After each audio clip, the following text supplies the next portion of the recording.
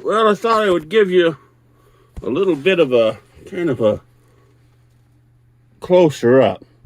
This is a treadle for a lathe, and you notice it's got a big heavy wheel on it, and you notice the treadle rocks. It's a swing.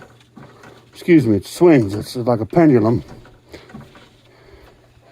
Now, how that works is on the other side, there's a little kind of a race with a wheel in it that runs up and down in it. And that makes the treadle rock back and forth when you pedal with your foot. That thing is made by American Watch Tool Company. It's probably from the 1870s, 1880s. You were talking about a sewing machine treadle. Now, there is a sewing machine treadle under here that I used to use just to run an oil pump for my lathe. And a sewing machine flywheel is right here. Now, you'll see the difference. It's a fairly light flywheel. And it's fairly small. It fits clear under there with room yet to spare. And this one here actually sticks out from the edge of the bench by, I suppose 4 or 5 inches maybe.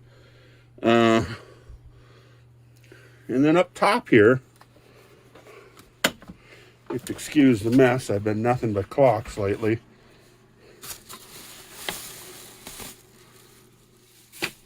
Incidentally, if you work on clocks, Pringles cans are real nice to hold on to pieces of wire and suspension spring blanks and so forth. And if you do lathe work, I should show you this. When you do lathe work, a distributor cap does a nice job holding your hand gravers. So, you see that flat belt right there? We're going to give this treadle wheel a few licks. And you want it coming towards you. So we'll start the wheel coming towards us. Okay. You can see there's a belt that runs the counter shaft.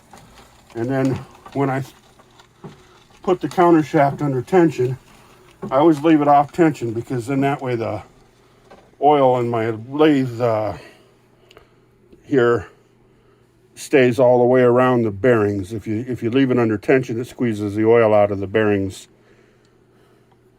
on the one side. So that's how that operates. Go just like that.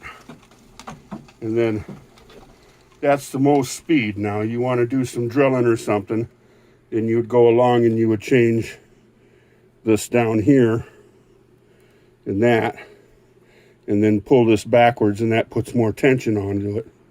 And then that's how you would do your drilling or so forth. And if it's real bad, I've got a set of tension pulleys that attaches to the top here. I hope that answers some of your questions.